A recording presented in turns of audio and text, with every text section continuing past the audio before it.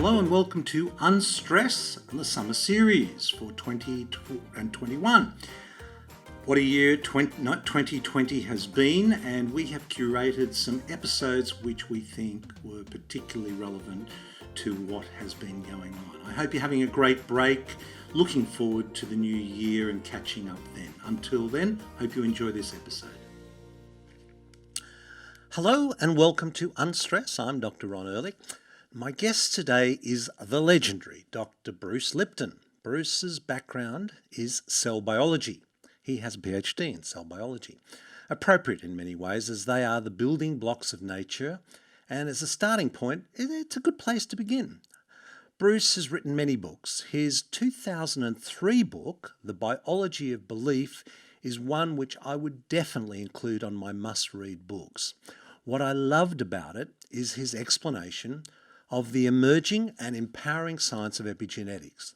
That is, your thoughts, here's an example of what we're talking about. Your thoughts are things. They are actual proteins called neurotransmitters, serotonin, dopamine, adrenaline, which attach to cell membranes and cause your genes to express themselves.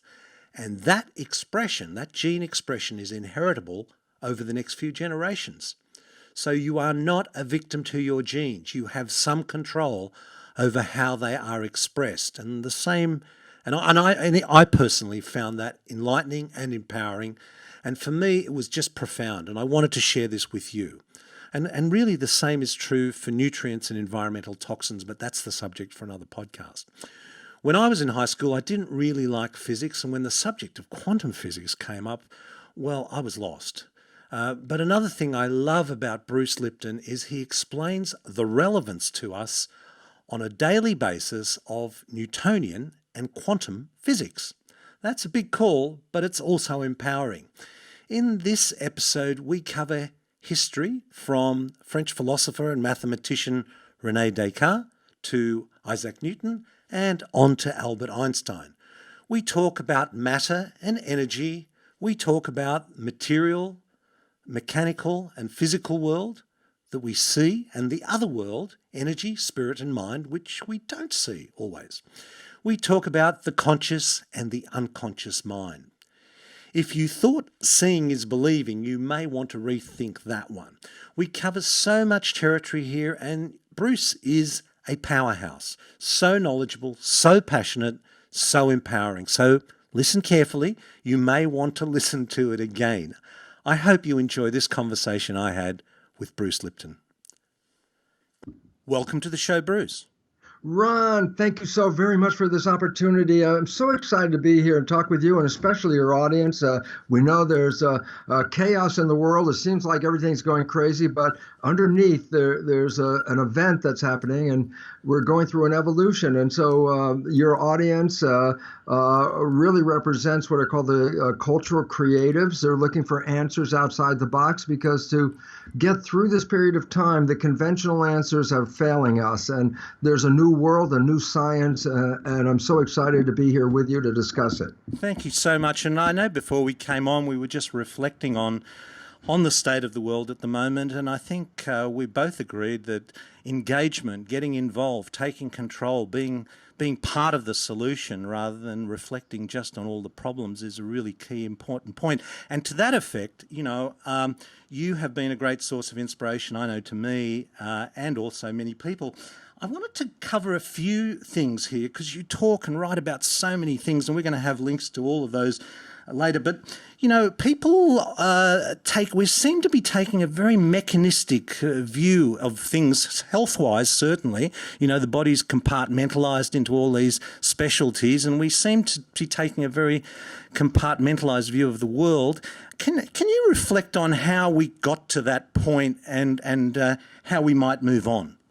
Yeah, it's actually an ancient history in our sense of time right now. It goes back to the 1700s, late 1700s. And this is a time when the church was running civilization. And the belief, of course, was that God and spirit, these invisible forces were controlling life. And at this time, anybody who thought different than that would go through the Inquisition, which was a kangaroo court for you Aussies, in a sense. sense that if you got convicted of being a heretic, there was no way you were going to escape punishment, and they punished anybody who thought outside the box. Well, this was really difficult for scientists because as soon as they found something that didn't agree with what the Bible said, they were by definition heretics. So science was really repressed. But Isaac Newton came up with an understanding of the universe, which simply represented this. He said, actually, let's go about 100 years before Newton, and we have Rene Descartes. And he comes up with the concept of a mind-body, and so that becomes part of our intellectual thinking. There's a mind and there's a body. But he's also, interesting point, was at the time of when he was alive, that's when they invented mechanical clocks. And the concept of all these gears turning and telling time really reflected on him when he looked up at the heavens above, and he said, you can tell time by the movements of these planets and these stars. So it's like, to him, all of a sudden, the idea that the universe is a mechanism was very appealing. He looked at it and said, so it's mechanical. Well, this is obviously not in the tradition of the church, which is everything is spiritual, and he was looking at mechanical. But there was nobody to follow it until Newton, about 100 years later, started to consider the idea that the planets and things moving around were indeed an expression of mechanics. And so what was real interesting is to understand the nature of these movements. And nobody really recognized this. Before he could do anything in the world of physics, the first thing he developed, and people, I said, don't even recognize it, is calculus. He had to create the mathematics of calculus in order to measure the movements of the different planets in the sky. And he creates calculus, and then he puts the data in about the planets that he can observe, how big the planet is, how fast it's moving, and the arc that it's moving in. And he put these physical parameters into his equation, and he was able to predict the movements of the planets and the stars, in fact, like it was a clock, and it's a mechanism. And what was very important about Newton is that he didn't put God or spirit into his equation. It's just mechanical stuff. So at that point, it became a concept that the physical world in which we live, and the planets and all the things and us and everything material, was part of a mechanical, material, physical world. And it was separate from an invisible world. And it said, okay, there's an invisible world and there's a mechanical world. Well, we can observe and work with the mechanical world. The invisible world, we have nothing to do with it. And so this is the first separation of what you call physics from metaphysics. Mm-hmm. Physics said we study the physical body. Metaphysics is we study the energy and all that. So that separation allowed science to operate independently of the church, because it said, oh, spirit and God, we don't deal with that. That's for God and church. And they left that alone, including mind, which was part of that invisible stuff. Mind's invisible. And they put that all aside and said it's not part of our science, because it's not mechanical, it's not physical, it's energy, and we don't need to have energy in the equation because we can see how the universe moves without energy in the equation. So there was a separation of the universe into two realms, matter and energy. Mm-hmm. Anything made out of matter would only be affected by other forms of matter, and energy could affect energy, but there was no body or matter-energy connection at all. So the first part of science took out all energy and invisible forces, and including spirit, out of the equation, saying it's not relevant. And medicine then tried to understand the nature of the human body, only looking at it as a mechanical machine made out of physical parts. And if there's something wrong with it, you can adjust the parts, chemicals, drugs, and fix the machine. So we took energy totally out of the equation as not being relevant, which of course includes mind and consciousness.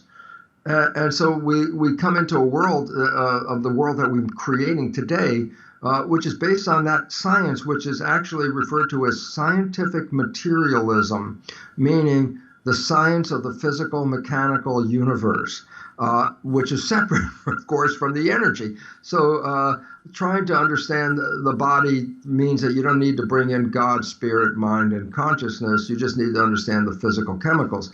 Well, of course, this was a separation of a universe into two realms. But in 1925, physics had changed its belief system. Up to about 1895, the mechanical vision of the Newtonian world said atoms, and the name atom came from the Greek word uncuttable.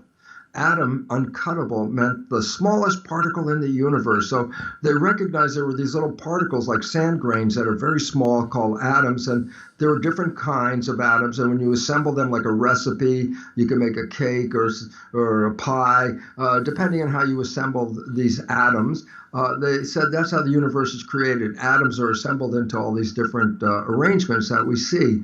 And yet, what happened was in 1895, science found out there was something inside the atom. So it wasn't the smallest thing, there was something inside. They found electrons, protons, and neutrons, these small particles. They said, oh, okay, the atom is now made like a little solar system with a nucleus of protons and neutrons and electrons like planets flying all around. And that was the vision of the atom that they created.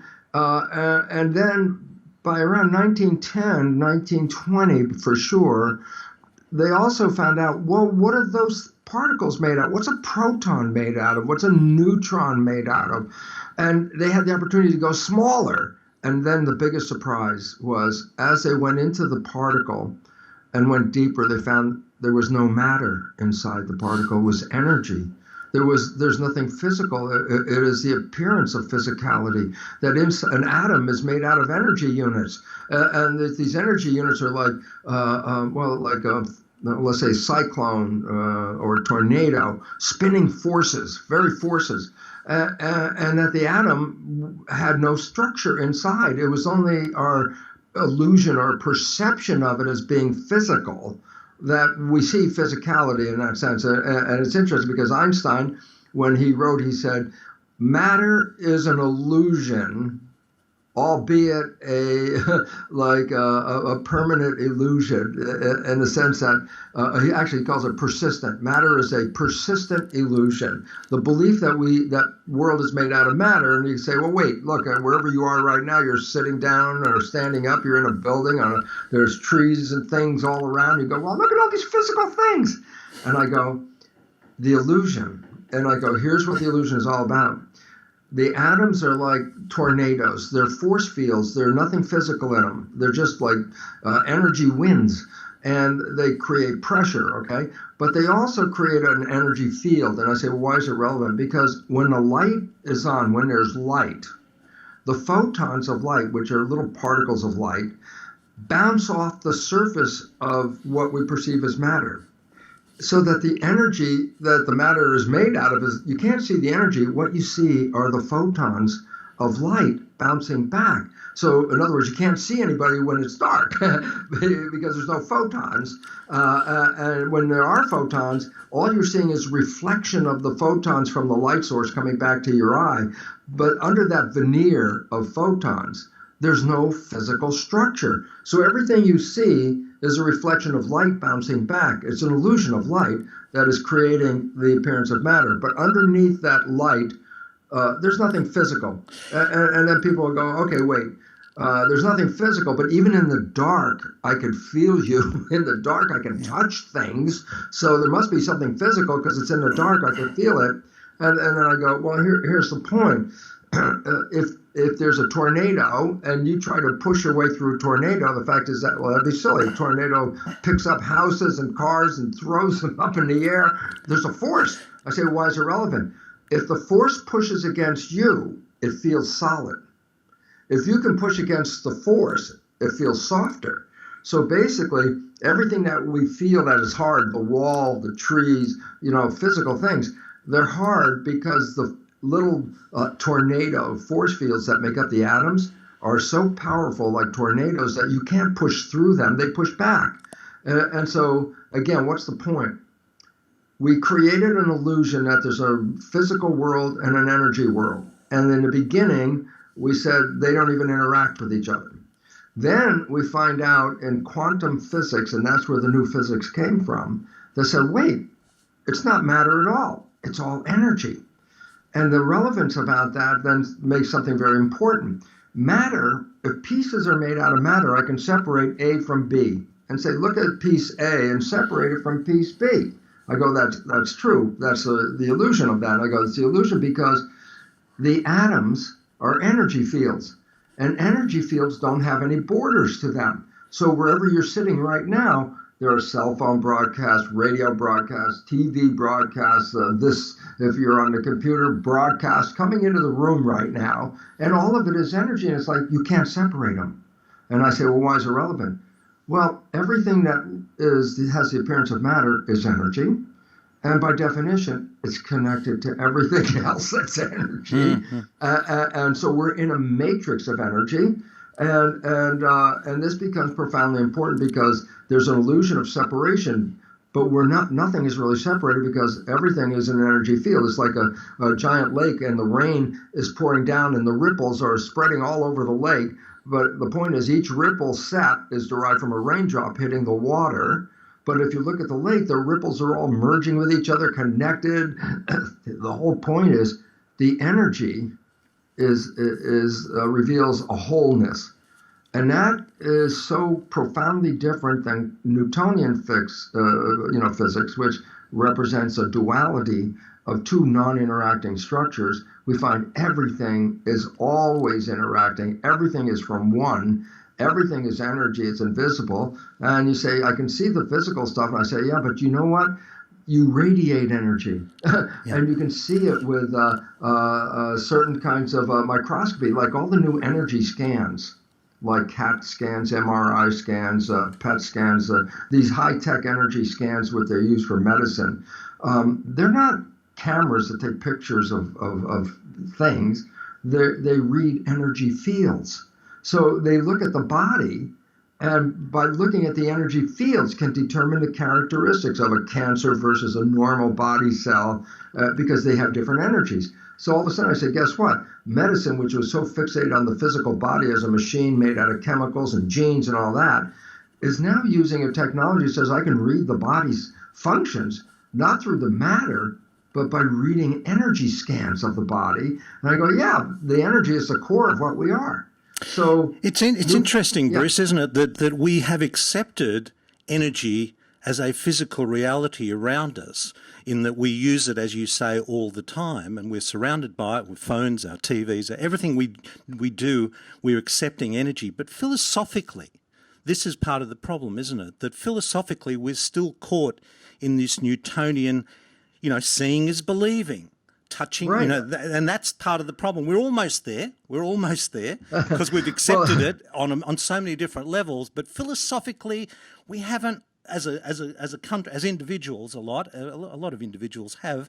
Obviously, those that have been listening to you for many years have. But we haven't quite got there as a nation, as a community, as a world.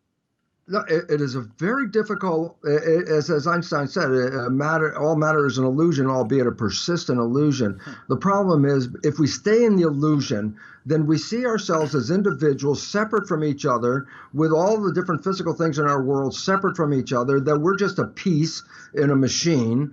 And what that does is it devalues who we are.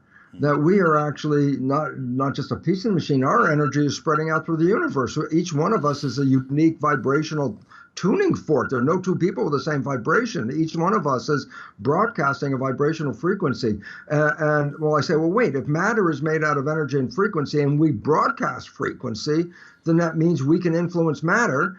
And now here comes like the most important point, and yet one of the hardest, as you just mentioned, Ron, the hardest to accept, and that is this. Quantum physics acknowledges as a fact, and let me emphasize about quantum physics, it is the most valid, truthful science on the planet. There is no science with more validity in its understanding of the universe than quantum physics. So if you're going to question a science, you can question everyone, but quantum physics is the primo what's happening universe picture. I say, why is it relevant? And the answer is this. And as I said, matter is an illusion of energy. And quantum physicists, and I'm going to emphasize it again, since 1925, 1930, have told us that one of the quotes is from one of the early physicists, said, we've been used to looking at the universe as a giant machine, but in truth, it's more like a giant thought. that consciousness, the energy of our consciousness, is forming the energy of the world in which we live. And it's like, wait a minute. It says, we are creating through consciousness the world experience that you're having right now. This is a fact of physics. In fact, there's a quote I use in my lectures on one of the slides, and it's from an article in the journal Nature. So let me tell you, Nature is one of the most prestigious scientific journals in the world. So it's science pure. And there was an article from a physicist in the U.S. at Johns Hopkins University, a quantum physicist, and the article was about the nature of that there's energy. It's not matter. It's energy. And I show on the slide the final sentence of this paper in the scientific journal from quantum physics, and the sentence says this: the universe is immaterial. It's mental and spiritual. Live and enjoy. Say it again. Go on, give it to us again. The universe is immaterial, not physical. The universe is immaterial. Yep. It's mental and spiritual. Live and enjoy. And what does it come down to? The truth of the world, from whether the biology I talk about is how our consciousness shapes our physical biology and our behavior.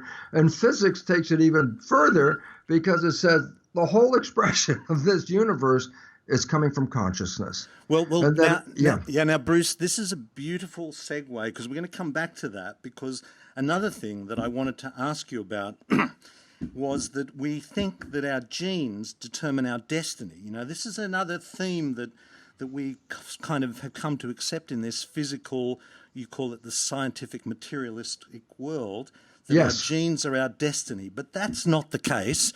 And I couldn't think of a better person to ask this question. What is the reality? What is this term called epigenetics? Well, let's get the terms down, because then we can work with it more easily. Yep.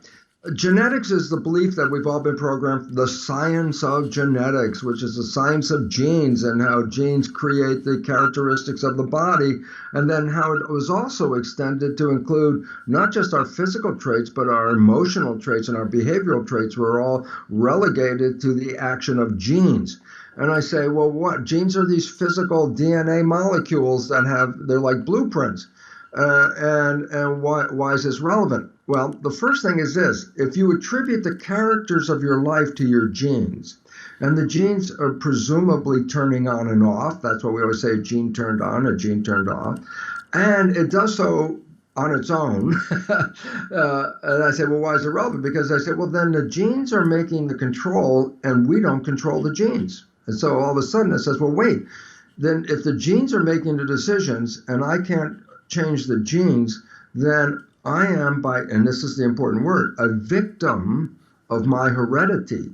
I'm getting traits from genes that apparently came from my mother and my father, mixing the traits together, and that these traits controlled by genes can then control the character of my life. And I say, oh my God, then what we are saying, if you believe in genetic control, is that you are a victim of your heredity. You got cancer running in your family. It's like, oh my God, I have the gene for cancer. I can get the cancer, or Alzheimer's, or cardiovascular disease, or whatever. We start to attribute that I'm a victim to these genes. And so we disempower people, because if you're out there and you go, oh my God, this gene could turn on and get cancer, and I can't control the gene, it's like, I'm a victim. I go, okay. That is genetic control. Your life is under the control of your genes. But work since, I started 50 years ago on this, and in 1990, the new science was introduced, and it's called not genetic control, but epigenetic control. And you go, well, it sounds like the same thing. I go, it's a revolution. The revolution between genetics and epigenetics is as powerful as the evolution from Newtonian physics to quantum physics. It changes the world. I go, well, okay, wait, what does it mean? Epi, the prefix epi, means above. So when you say in Latin, what's the name of skin? You say, oh, epidermis. Oh, yeah, so what does that mean? Well, dermis is the layer of connective tissue and blood vessels below the skin. And so epidermis, by definition, says above the skin. Above the dermis. Epidermis, above the dermis. So I go, okay, what does epigenetic control means? Epi means above. And I say, epigenetic control translates as control above the genes. I go, wait a minute. The genes aren't in control. I said, no, what's the control above the genes? And basically, it's the environment. And this becomes really important because if the environment is controlling us, then we can continue to survive in an environment that is always changing. If the genes are controlling us and the environments change, then we may not fit anymore. And then all of a sudden we'd all die out because whatever the gene programs are don't fit the environment. But no, we adapt continuously because the environment is adjusting our genes, and so that we are always staying in harmony with the environment, and that's how we stay alive. So the control isn't in the genes. And you say, well, the environment, and then now we have to take a step, and here's where the step comes from. Yes, if you're an amoeba and you're in a pond, whatever conditions are in the environment, you're going to make a response to survive in that pond. So if the weather changes or whatever's in the water changes, the amoeba responds to that environment and changes its behavior. And I say, okay, well, our cells, and we're made out of 50 trillion cells, our cells are like amoebas. We have 50 trillion amoebas living in a community, and the shape of that community is your human body. So when you say, I'm an individual organism, I go, no, you're a community of 50 trillion amoebas that are working in a harmony and the community shape is your body. So we have amoeba cells, and they're going to respond to the environment. I say, yeah, but let's say you're a liver cell, and you're in the liver, and you're supposed to adjust your function to what's going on in the environment to stay alive. I go, but if you're a liver cell, how do you know what the heck is going on in the environment? You're inside. You have no idea what's going on in the environment. So I say, the nervous system, with all its senses, taste, smell, touch, pain, temperature, all these physical things, sight.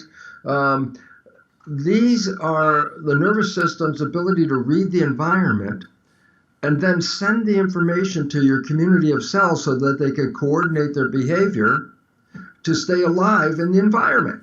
So you have a different behavior if a saber-toothed tiger is chasing you than the behavior if you're sitting in a tree eating a banana. You got two different behaviors, but it's based on what was going on outside. So I say, why is it relevant? I say, so your liver cell is depending on your nervous system to send information about what the environment is about so the liver cell can adjust the function to support the organism in whatever environment you find yourself in. I go, great, that's the function of the nervous system. I go, when we get up to the level of the nervous system of a human, between the environment and the body is the mind. And the mind does an interpretation of what's going on in the environment. So the cells in my liver, do they get the direct signal of what's going on in the environment? And I go, sometimes not, because if the interpretation in the mind looks at that signal, it can have different response to the same signal. Two people can be in the exact same environment and have two totally different behaviors based on how the mind is, each of their minds is looking at the world. No two people see the world exactly the same. So I say, why is it relevant? Because my liver cell is not now directly connected to the environment. My liver cell's behavior is directly connected to the interpretation that my mind is sending. And I go, oh my God, well, interpretation is your belief. I go, yeah, and since the mind is sending the signals to the cells and the mind is creating the environment which controls the genes, then whatever the picture in the mind is, that's the signal that's being sent to the cells. And you say, well, why is that relevant? I go, well, if you have a picture of being sick, then the mind sends the signals to coordinate you to be sick. And if the mind sends a picture of you being well, then it sends the signals to the body to become well. And so the mind is adjusting the body to the picture that is in the mind. And then I go, because now we recognize that 70% or more of our thoughts look at the world in a very negative, disempowering, self-sabotaging way. And if we're controlling our biology with the picture we have in our mind, and our minds are sending these negative images, then our bodies become a complement to those negative images, and you can create a cancer just because you perceive it in your mind that you have a cancer. But you can also eliminate a cancer by changing the picture in your mind that caused that cancer. And all of a sudden you start to say, well, wait, my mind is creating an image of the universe in which I live. And that image is translated by the nervous system into chemistry, which controls epigenetics. So that my physical and behavioral and emotional biology is actually under the control of the picture in our mind. A picture of health, happiness, love, pain, war, peace. These are pictures.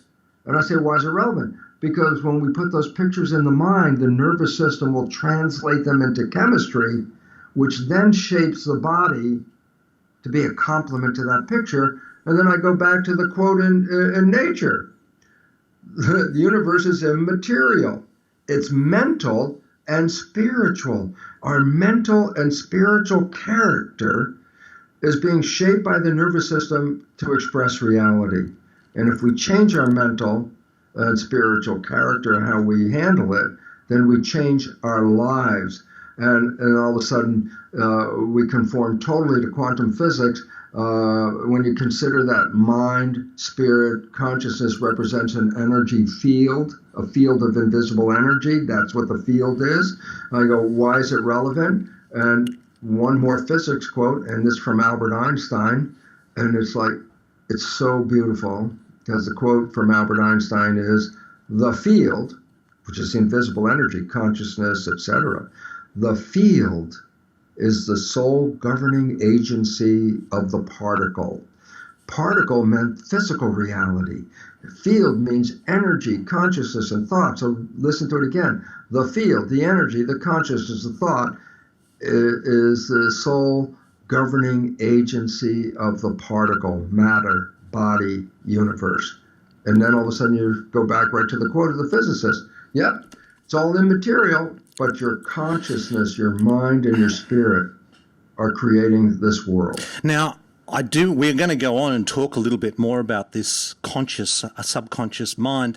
But just while we're staying with this epigenetic story, I mean, thoughts are things, and those things are actual chemicals which attach to cells and cause genes to express themselves in a particular way.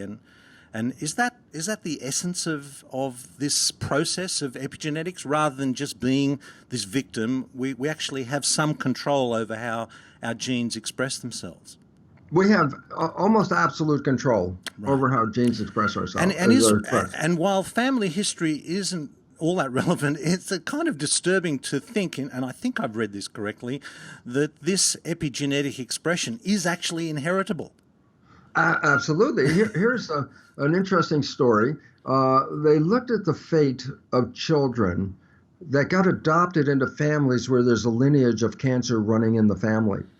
And they find that the adopted child will get the same family cancer with the same probability as any of the natural siblings. The whole issue is this: the adopted child came from totally different genetics. It wasn't the genes that were responsible for the cancer. It was growing up in the family and acquiring the programming and the beliefs of how to respond to life that were not in harmony with the world. And that disharmony in your biology, disharmony is expressed as disease. What was the point? Here's the point. Let me give a fact of science. Less than 1% of disease is due to genetic flaws. Listen again. Less than 1% of disease is due to genetic flaws. I go, why is that relevant? It's like, well, then where the heck did the 90% plus of disease come from? And it goes back to consciousness.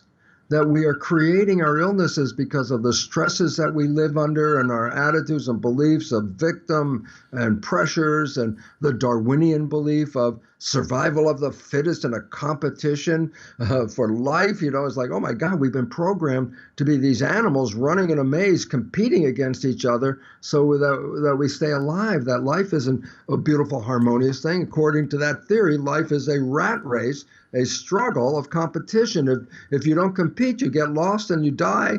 And so everybody's out there trying to stay alive. And what was a garden? And I go, what's the relevance to the word garden?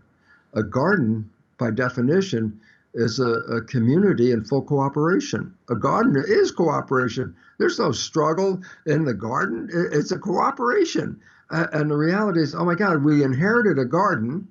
And now, through our perception that this is a struggle for life and a competition for fitness, we turn that garden into we're destroying the garden. That's why we're facing extinction. The concept of survival of the fittest is one that actually sits comfortably in this scientific materialist world that you've described. But as you say, synergy and cooperation are something that's played a much bigger role in our evolution, isn't it? I mean, that's... Well, yeah, now, Ron, it's recognized by science that cooperation has been left out of the equation, and that it is the more dominant aspect of evolution is cooperation. You see, the whole idea of that survival of the fittest was actually not from Darwin. It was from a guy earlier, Thomas Malthus. And Malthus was like the leader in a philosophy called what was it? I'm trying to just all of a sudden remember the philosophy. It's like pessimism. That's what it was called. The philosophy of pessimism. I go, what do you mean? I go, well, he's the guy that said, look, plants. It's hard to get plants to continue producing more and more. You can work real hard. Let's say you're a farmer and you get a bushel of corn out of this field this year, and then you work really, really hard next year and you get 2 bushels of corn. So, oh wow, you double the production. That's really cool. But then in the third year you work really, really hard and you get an extra bushel. So now you have 3 bushels. And then the fourth year you work harder and then you get 4 bushels. So every year you get 1 more bushel out of the land. And then he said, but animals, when they reproduce, double the population. So first you have 2 animals, then you have 4 animals, then you have 8, 16, 32. And I go, well, there's a problem. If the animals keep doubling, which is called geometric, but the food grows only 1 step at a time, arithmetically, that's the word, then it says there's a point where there's going to be too many animals and not enough food. That would be the simple conclusion. There's how many years of animals reproducing will they overproduce, and then there's going to be competition for food. And that was the concept that became part of the Darwinian theory, that the competition is this. There's not enough for everybody, and therefore you have to fight for your survival, and therefore that led to all this competition, and competition leads to violence, and violence leads to war. And look at the world that we created when it was based on this Malthus principle, and guess what? Scientifically invalid, totally incorrect. Animals just reproduce the same population. So 2 parents produce 2 offspring. You go, yeah, let's say a clam has 1,000 eggs. And I go, yeah, and 998 of those eggs are going to die or be food for a higher organism. And so there's going to be 2 clams coming. 2 humans mate, and each family should end up with 2 offspring to replace the parents. That would be conventional science. And in fact, in the world of the West, Australia, US, Great Britain, Germany, it's actually 2 parents totally produce less than 2 offspring, that the population is getting a little smaller. But in poor countries, the population is increasing because they don't have what the West has, Social Security. Meaning if you get old in one of those poor countries, how are you going to survive? And the answer is you better have some kids that are going to be able to share with you what they're making. And in really poor countries, then you have to have more kids because each kid is not going to make that much either. And all of a sudden you start to see that our population problem is due to the fact that there's a built-in cultural understanding that if you get old and you can't take care of yourself, you're going to be on the street, you're going to die. And therefore, we have children, and children become Social Security. Now, Bruce, let's move to a more positive note. Yes. But I know that you've mentioned, particularly when we're talking about this epigenetics, talking about the conscious and the unconscious mind, and I know that you've written a lot about the fact that our conscious mind actually plays a surprisingly small part in our lives, which I guess leaves us with the subconscious mind. What can you talk to our listener a little bit about that dichotomy there, and what influences the subconscious mind? How can we change it to fulfill our potential? Okay, first, a very simple analogy. I go to the Apple store and I buy a brand new iPod. And the iPod looks like an iPhone, and on the front is a touch screen where you can create a playlist and adjust the volume and the EQ and go fast forward. You can create using what is called the touch screen. So I buy a brand new iPod, take it out of the box, and on the touch screen I push play, and nothing happens. I go, oh my God, I just got ripped off. I paid all this money and the damn thing isn't working. And then some little 7-year-old kid comes up to me and goes, hey, mister, you didn't download any music. If you don't download any music, you can't play. And it's like, oh, I got it. It's the memory. You got to put some programs in the memory so you can play. I go, yeah. So I go, okay, now take that analogy and look at it this way. The conscious mind is the touch screen. The subconscious mind is the program database. I say, if you are just born and you have no data in your subconscious, no programs, no how to behave, nothing, and I say, well, do something, and your conscious mind doesn't have any programs. It's just like the iPod. Nothing's going to happen. Why? Do what? So nature creates the first 7 years of a child's life where our memory gets downloaded with behavior because our brain in the first 7 years of our life is operating at a vibrational frequency less than consciousness in in EEG, electroencephalograph, the reading of brain activity with wires on your head. The vibration that they read of a child under 7 is in a lower vibration than consciousness. It's called theta, and a higher vibration of brain activity, alpha, is where consciousness begins. So a child, for the first 7 years, the brain of a child is in theta. Well, theta is imagination. And of course, that's a character of children, where they can have an imaginary world and a real world. So they can play alone and have imaginary friends throughout the room and have a tea party and do everything. Or they can ride a broom, and the mother says, give me the broom. And the child on the broom does not see that broom as a broom, but it sees it as a horse. And to that child in that imagination state of theta, it is a horse. So they mix the real world and imaginary world. But theta is also hypnosis. And the point about it is this. In the first 7 years of a child's life, the brain is functioning in hypnosis. It records everything it sees and hears. Why? Well, that's the data of how to behave in the family. How the father behaves, you learn that by observing your father. How the mother behaves, you watch your mother. And I say, well, what do you mean? Just watch them. I say, the brain is like a video camera. Whatever it sees, it's just recording it. There's no consciousness like a viewer to watch what's being recorded. Consciousness doesn't begin until around 7. So there's a problem. And the problem is this. The programs that are downloaded before age 7 can be good programs or bad programs, but your conscious mind isn't working, so it doesn't filter them out and make any difference. They're just recorded. So what are you recording? Other people's behavior. You're watching your father, you're recording how your father behaves in life. You watch your mother, you see how she behaves in life. Roles are established then. This is what a father does, this is what a mother does, this is what a sibling does. I say, how'd you get these programs? I say, first 7 years, just watch and download. And after you're age 7, consciousness kicks in. Now you can use that touch screen. Now you can use the programs and create and do things with the programs. You become more of a creator. But if there are no programs, conscious mind has no ability to create that way because there's nothing to create from. So 7 years is programming. It goes straight into the subconscious mind. The difference between conscious and subconscious is critical, and that is this. They don't have the same function and they don't learn in the same way, and that's where the disconnects come from. The function of the conscious mind is a creative mind, imagination. And the more consciousness an organism has, the more creative its life capabilities are. So you look at humans, it's like, look at God, we created a rocket and computers and all these things. I say, conscious mind's creativity. And I say, and what about subconscious? I go, oh, subconscious is habits. And people think, oh, the subconscious were evil stuff. I go, no, no, subconscious habits.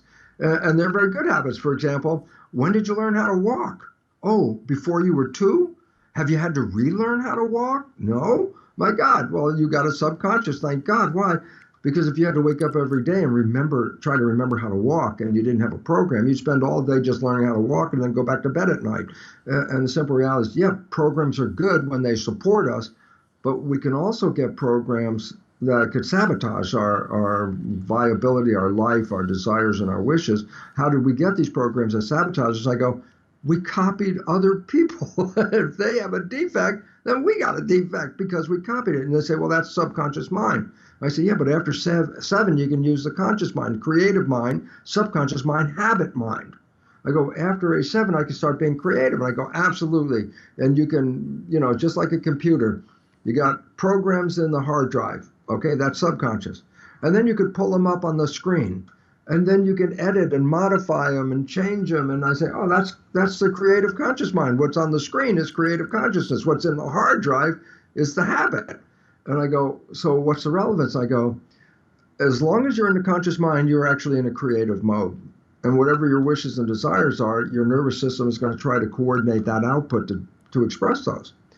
However, and this is the monkey wrench in the machine, and this is where all the problems come from, this one point.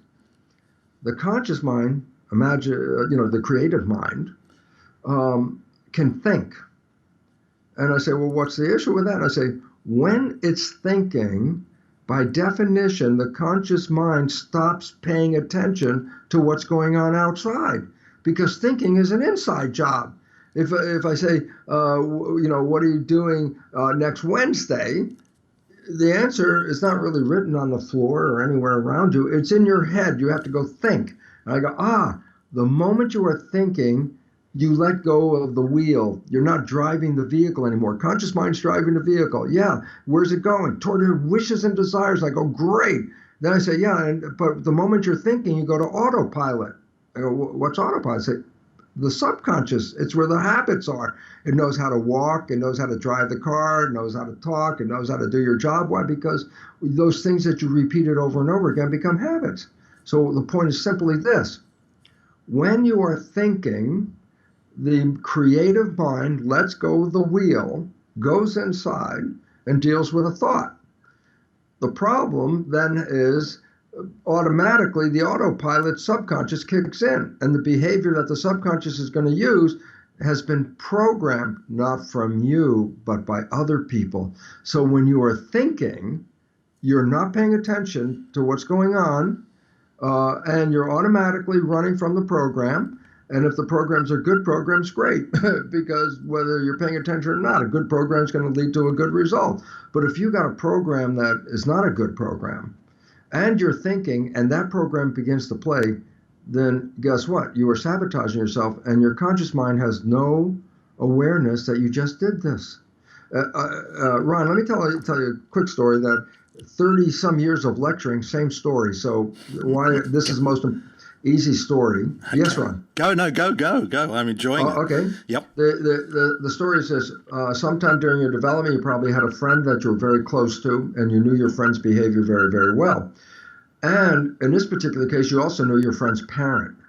And one day you see that your friend has some of the exact same behavior as the parent. So, of course, you got to tell your friends, you go, hey, Bill, you're just like your dad. And then you back away from Bill. Bill will go ballistic and say, how the heck can you compare me to my dad? I'm nothing like my dad. And people start laughing in the audience because they've all had familiar kinds of experiences. And I say, this is a profound story, very profound in this regard. Everyone else can see that Bill behaves like his dad. The only one who doesn't see it is Bill. Explanation? Bill downloaded his dad's behaviors in the first 7 years. When does Bill play those subconscious programs? When he's thinking. So when Bill is thinking and the program is playing, it's not Bill's wishes and desires that are being manifest. It's the program that's being manifest. The negative things that he acquired during his development. And why is that relevant? Because Bill is unaware that this negative behavior is playing, and if it's sabotaging his life, then Bill is totally unaware that his own behavior has created the problem. So Bill is left with what to think. Oh my God, it didn't work. Oh, the universe is it's not it's not in my cards to be happy, successful, healthy. It's not in my fate to be that way. I want to be healthy. I want to be wealthy. And I go, that's good, creative, conscious thinking. And I say, yeah, but if you're only using that 5% of the day, which is what science has recognized, then it says 95% of your life is not coming from your creative wishes and desires. It's coming from whatever you downloaded. And psychologists will tell you 70% or more of the downloaded programs that a child receives before age 7 are disempowering, self-sabotaging, and limiting beliefs. So, Bruce, how do we do an audit of our subconscious mind? Well, that's a real cool part because, Ron, when you ask that, you'd say, well, what program did I get when I was 0? What program did I get when I was 1? In fact, what program did I get even before I was born in the last trimester of pregnancy? And you say, well, how could I know? I wasn't conscious. I have no idea what the program is. So thanks for asking the question, Ron, because here's the thing. How do you know what your programs are? Because you weren't conscious when they were put in. And so the easy part is this. 95% of your life comes from the subconscious programs. The point is, your life is a printout of your programs. Simple point. The things you like that come into your life, they come in because you have programs that support them being there. But this is the one. In contrast, the things you desire and wish for, but you have to work hard for, struggle, sweat over, put a lot of effort into it. My God, you're working so hard to make these happen. Why is it so difficult to get those things? And the answer is, inevitably, the subconscious doesn't support that being in your life. So 95% of the day, your subconscious is sabotaging your wish. Your wish is to be successful, and your subconscious probably has some program that says not deserving, not smart enough or something. And what will it do? 95% of the day create a behavior based on the program. And you will make mistakes, and you'll do stupid things, and you won't see it, except you'll see the result. It didn't work. I wanted to be successful. It didn't work. Oh, the universe is against me. And I go, no. 95% of the day, your own programs were shooting you in the foot. You have this bloody foot, and you look around like, who did it? And you don't even see the gun is in your own hand. that we are sabotaging ourselves, and we don't know it because our programs, the function of the mind is to take the program and turn it into reality. So if it's a program of a healing, placebo effect. A program. Doctor says, here's this pill that's going to heal you and gives you such a story about this amazing medication. And you say, okay, let me take the pills. And I go, oh, great. And you take the pill and you get well. And then you find out the pill is a sugar pill. I go, wow, what healed you? Obviously not the sugar pill. Your perception, your belief, your vision that taking this pill was going to lead to a healthy outcome. So the mind has a picture of what? Healthy outcome. And you take the pill, and then all of a sudden you say, oh, that's going to release healthy outcome. And guess what? You heal yourself, and the darn thing was a sugar pill. And so basically it says your positive thought about the pill healed you because that thought was then turned into behavior by the brain, and we healed ourselves. And people go, yeah, the placebos, that's like positive thinking healing. I go, yeah, now let's switch this to the more important side that nobody talks about really, and that is, what about a negative thought? Because placebo is based on having a positive thought. What about a negative thought? This won't work. I can't do this. I have cancer. These, not good enough or whatever. I say, these are negative thoughts. I say, what's the result? I say, equally powerful to the positive thought, but works in the opposite direction. A positive thought can heal you from cancer. You can have remission with a positive thought. A negative thought can cause the cancer. So negative thoughts are equally powerful, and we don't recognize that the vast majority of our thoughts are negative. And as a result, we don't realize that our own thinking is manifesting a reality that the brain will manifest chemistry to complement that reality. That chemistry controls the genetics, which then our behavior is going to be influenced by what you were thinking. Positive thinking, the chemistry of healing is released. Negative thinking, the stress chemicals are released, and the negative thinking is responsible for up to 90% of doctor visits. So yes. This audit of the subconscious mind, it involves obviously quite a deal of reflection, and not always possible.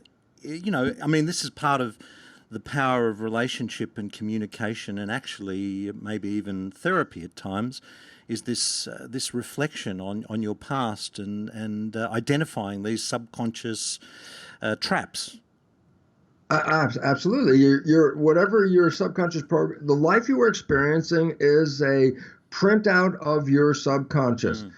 So basically it says if there's happiness, the subconscious is acknowledging whatever out there is giving you happiness. But if there's struggle, it says the subconscious is not supporting that destination, and you're trying to override the program that's working 95% of the day with a mind that's only working 5% of the day. That's where the difficulty comes in. But, and to simplify this, that we've been programmed and that these programs are a problem. The movie The Matrix is like listed as science fiction, but the movie The Matrix is a documentary. Everybody's been programmed. That's the first thing. And let me emphasize this. The idea of being programmed is not a new idea. The Jesuits, for 400 years, have stated, give me a child until it is 7 and I will show you the man. They stated exactly what we just said. You're programmed for 7 years, and whatever that program is, 95% of your life is going to express that program. So whatever they program you with in the first 7 years will manifest as the experiences you will have in your life. That they've been saying that for 400 years. That's a true story. Yep.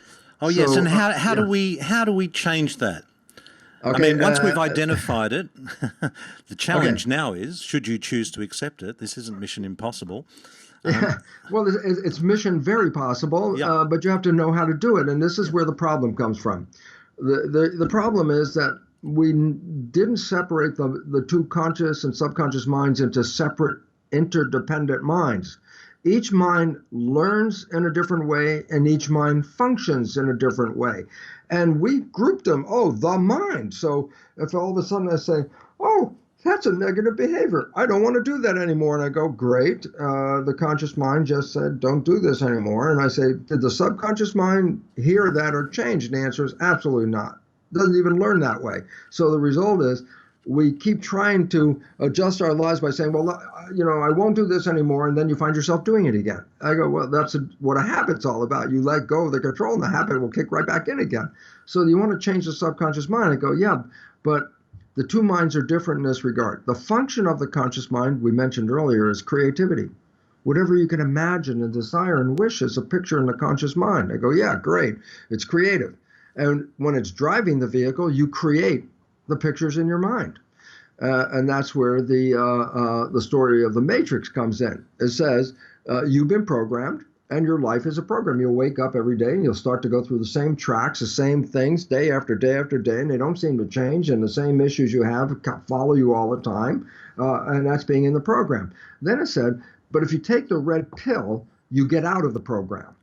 I go, that's pretty cool. I say, well, what would it be like to take the red pill? Then I go, interestingly enough, most people have taken the red pill and didn't realize it, but had the profound consequences. And I say, well, what was that? And I say, falling in love for many people. It doesn't have to be, falling in love is not the only way of doing this, but falling in love is many people's lives are characterized by a period of falling in love. I say, well, what does that mean? I say, well, your life could suck every day until you met person X, the one you're going to have a relationship with. You meet person X, you fall in love almost instantly, your life is changing. 24 hours later, you have a completely different life. It's called the honeymoon. The honeymoon is what? God, life is beautiful. It's heaven on earth. The food tastes great. The music sounds better. You feel better. Even the lousy job you do is not so lousy anymore. Everything is like, God, it's got a glow on it. It's so beautiful. I go, how did the blah, blah, blah life in 24 hours turn into heaven on earth? And the answer was, scientists recognize that falling in love is one of the characteristics that stops the programming and we stay mindful. Being mindful, that's like a Buddhist process of keeping your conscious mind present. Because I say, well, why is the subconscious mind running the show? And I say, because when the conscious mind's thinking, the autopilot subconscious kicks in. I go, well, what if the conscious mind stops thinking? I go, oh, well, then it continuously running the show. The autopilot doesn't kick in. So it turns out when people fall in love, it's a time period where they stay mindful. They stop thinking and they start being at that moment, not letting go of being in the moment. I go, yeah, of course. You just met someone you love. This is not time to be thinking, going in your head and letting go. This is time to be full out here and enjoy what you got right in front of you. So we stop thinking. I said, well, what happened when you stopped thinking? I said, your life was blah, blah, blah. You meet this person, 24 hours later, you stop thinking, the equivalent of the red pill. And I say, then what? Well, now your creation is not coming from the subconscious mind, it's coming from the creative conscious mind. I said, what'd you create? Honeymoon, heaven on earth. I go, Jesus, it was always available to you, but the moment you cut back into the subconscious mind, that image is going to disappear. So the honeymoon has a lifespan to it based on different people, how long you can stay mindful. The longer you stay mindful, the less you default to the subconscious programs, which are negative. But the moment you start thinking a lot is the moment those negative programs show up, and they spoil the honeymoon and the relationship, because a lot of those negative programs, they don't play when you're in your conscious mind. They only play when you let the subconscious autopilot kick in. And all of a sudden, when these negative programs show up, that's when the honeymoon starts to taper off. You could still be in love with somebody, but the juicy joy of heaven on earth that was so exquisite in the beginning of that love affair sort of disappears, and then it becomes regular life. Why? Well, you kick back into the program again. So what is the result of not playing the program? Well, manifesting heaven on earth. And all of a sudden it's like, well, that would be the intention. I go, well, that was what we were here for. I say, and then how come it's not heaven on earth? I say, because the programs that were downloaded into us in 7 years set us up to run a rat race with competition, violence, kill the other guy before he kills you, very negative view of the world of struggle and fight and illness. And we put those programs in and then run those 95% of the day. And then you look around and say, yep, that's the world we have. Because if everyone was in love at this one moment, then the world would not have war. It would be in harmony and balance, and it would be heaven on earth. Because if everyone was creating heaven on earth simultaneously, then exactly that would be what would be manifesting in our world today. Yeah.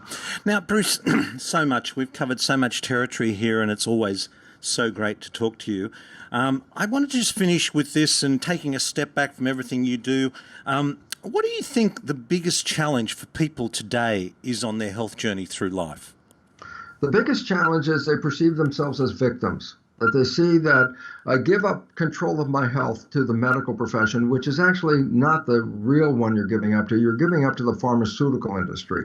The pharmaceutical industry is a corporate entity that makes money by telling you you're a victim, and that if you buy their drugs, you're gonna be okay. And it turns out that is the biggest sham in the world. It's a money-making organization. And in fact, while pharmaceutical agencies do have wonderful miracle drugs, they don't really sell them to the public for a simple reason. If you heal somebody, they're no longer a customer.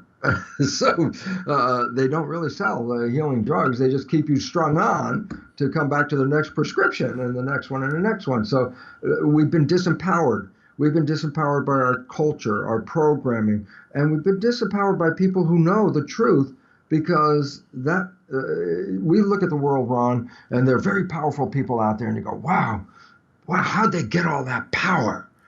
And then the joke is, everyone is equally powerful. I say, yeah, but how can Bill Gates get $60 billion and I have trouble, buying a cappuccino? And the issue is, well, how did you not have power? And I said, because you've been systematically disempowered with programming from the last trimester of pregnancy through the first 7 years. Again, because the leadership of the world, as the Jesuits also know, that I can program you in the first 7 years. And if I program you to be a victim to the medical community, not the medical community, the pharmaceutical community, actually, and have you believe it, then by behavior and habit, you will continue to follow through and keep buying those prescription drugs when you could have healed yourself if you had a different perspective on who you really are. You're not a victim of your genes. You're a creator and master of your genes, your behavior, and your emotions. But if you don't believe it because of the programming running 95% of the day, then guess what? You become the victim. And that was the intention for most of that programming, taking away a person's spirit, saying, no, no, I'm your religion. Pay me the money and we'll talk to God for you. And it's like, each one of us is a spirit, and that spirit is connected to God. There's no way that we can be separated from this energy. And once you see a possible separation, then you start to say, well, how much do I have to pay to get back in the game? And then you gave up your power at that moment. The fact is, the fact is we are all connected to spiritual God, and there's no way you could ever be disconnected from it.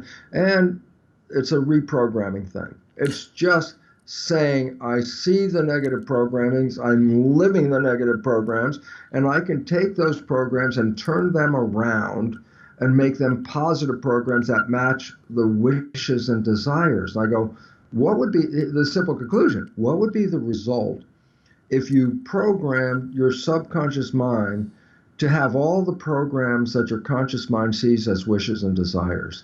And then comes the fun answer, and the answer is this.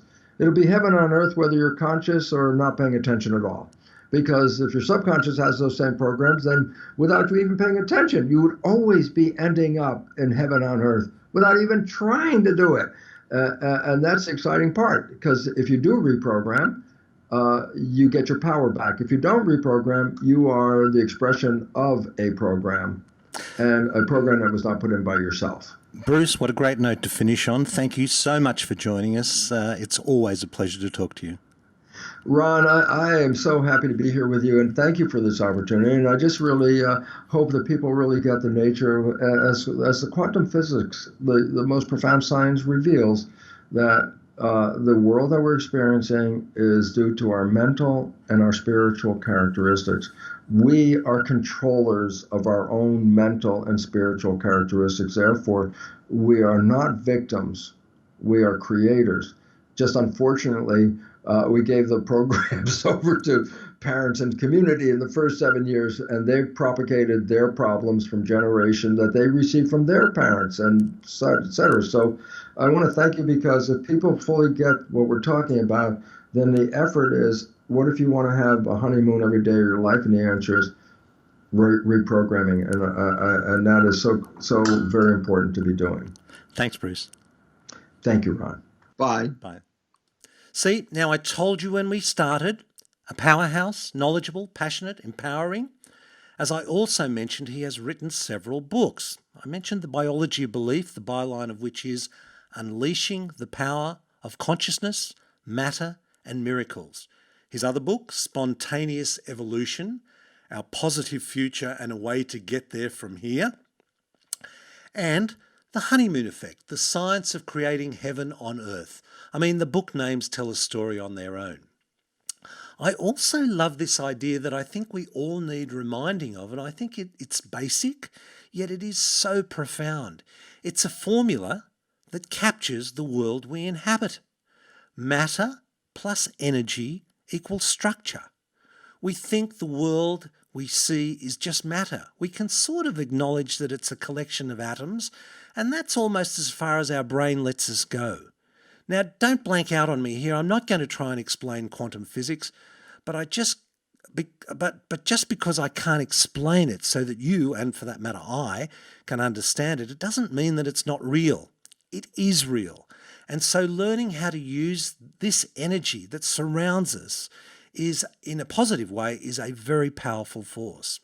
Now, this episode has been a kind of a philosophical quantum level of the episode we did a few weeks ago, episode 27 with Dr. Susie Green, The Power of Positive Thought. This is taking that concept to a whole new subanatomical level. Doing an audit of your conscious mind is an interesting exercise. I mean, after I spoke with Bruce, I tried to think of all the things in my life that I could consider positive and negative about myself. I know that will disappoint some of my listeners, but I'm not perfect. There it is. I've said it. It's out there. And sure enough, I could reflect on characteristics about strengths and weaknesses that people very close to me may have had, or significant events that occurred that I could remember when I was growing up. Now, my memory goes back to 3 or 4 years old. Remember what he said, give me the child at 7 and I'll show you the adult. So in order to reflect on those first 4 years prior to my memory, I guess we only have those close to us, their own characters, if you like, as best as we understood them, to reflect on and think about what influence they had on our subconscious. We touched on this theme in that other great episode I did with Dr. Shankadev Saraswati, episode 13, Mind and Body Connection. There's just so much to think about. We will, of course, have links to Bruce's website. He lectures and runs workshops live and online all around the world, and I spoke to him about the possibility of bringing him out to Australia in 2019. Well, I hope we can do that. So, until next time, this is Dr. Ron Ehrlich. Be well. This podcast provides general information and discussion about medicine, health, and related subjects. The content is not intended and should not be construed as medical advice or as a substitute for care by a qualified medical practitioner. If you or any other person has a medical concern, he or she should consult with an appropriately qualified medical practitioner. Guests who speak in this podcast express their own opinions, experiences, and conclusions.